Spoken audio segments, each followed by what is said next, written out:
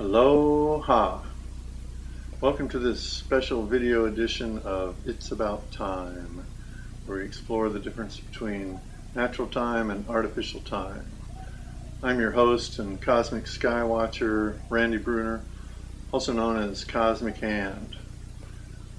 We're transmitting aligned with the divine from 19.5 on the Big Island of Hawaii.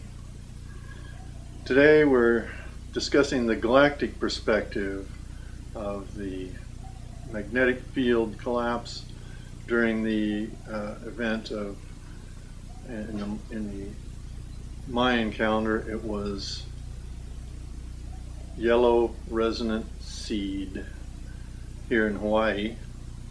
When it happened on the other side of the earth, it was actually already red galactic serpent. So Red Galactic Serpent Day had already begun when it occurred on the other side of the world. Now, when we were experiencing it, it was still yellow resonant seed.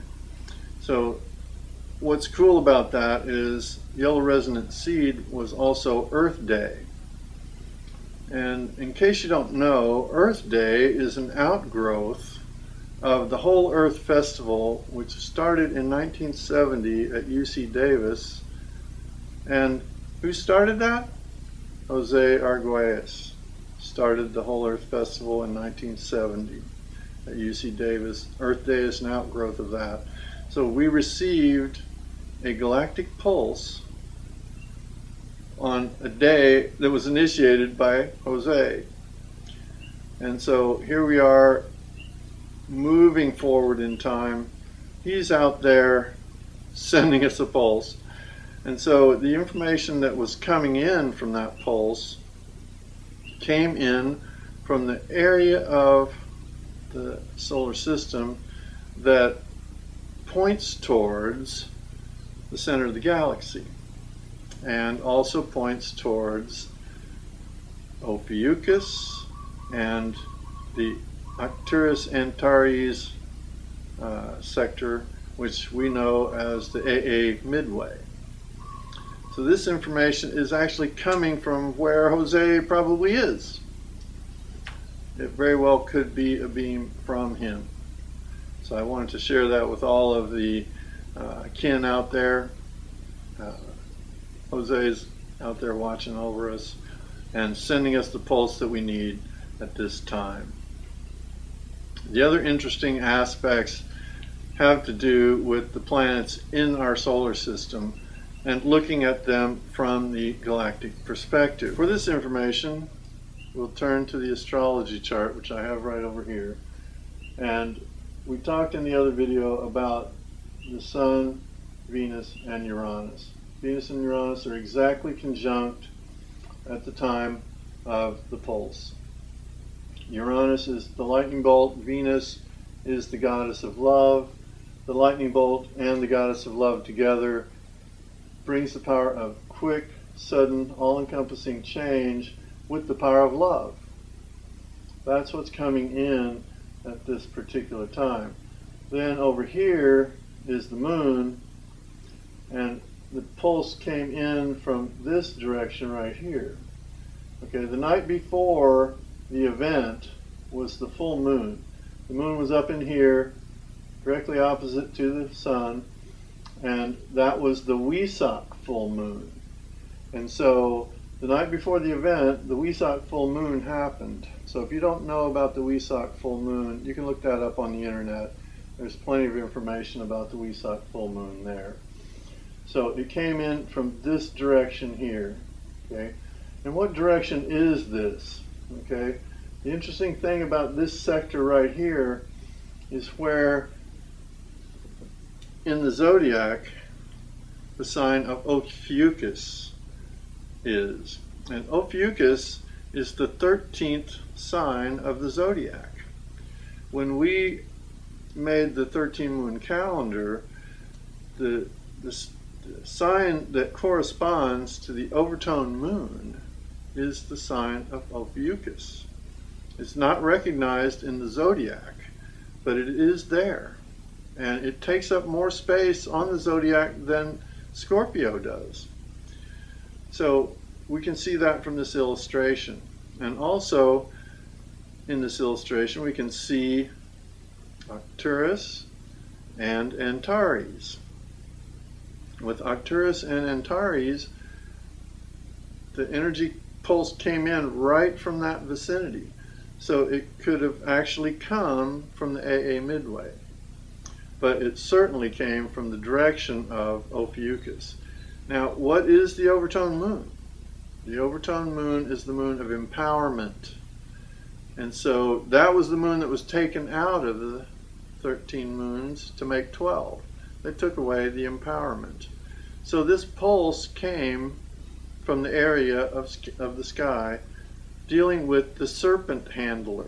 The serpent handler is the person who is capable of handling wisdom. The serpent represents wisdom in the ancient teachings. So this is an opportunity for us to handle the wisdom. And so that pulse came in, and if it came from AA midway, it's probably a pulse of cosmic love, divine love, inspired by the council, and maybe had to do with an impulse from inside of our group as well. So the cosmic love certainly is possible, but it certainly came from the region of the serpent handler, Ophiuchus.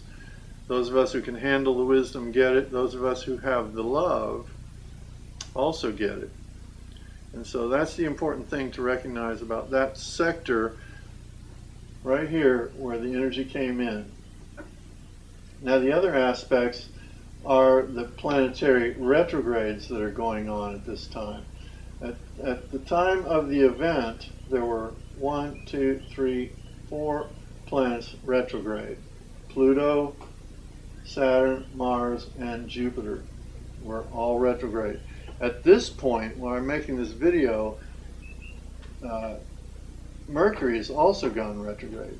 So at the point of this video, 4 out of the 5 visible planets are retrograde. The only planet that's not retrograde is Venus. The power of love is moving forward, and all the other planets are moving backward. Now, what does that mean? Look at that from a galactic perspective. So the planets that are in retrograde are actually the lost planets. And the lost planets have been usurped by the patriarchy to hold in place the powers of fear, anger, pain, and all like that. Mainly fear, of course. So if we look at the lost planets, we can look at Saturn and Mars right there conjunct each other. Okay, Saturn now is the planet of materialism. Mars now is the planet of war. The god of war, the god of materialism are right there next to each other, both retrograde. And then Jupiter up here is the planet that holds in place religion. So under the patriarchy, Saturn is materialism, Mars is war, and Jupiter is religion. Okay, so if we are redoing those, if we're redoing the energy of those planets, that's the point of retrograde. When retrograde is happening, they're retracing their steps so they can do it differently, to re-examine, react, redo, all those aspects. And so if we redo Saturn, what do we get? We get back abundance. The power of Saturn is the power of abundance, and it was usurped to create materialism. The power of Mars is the power of passion, and that was usurped to create war.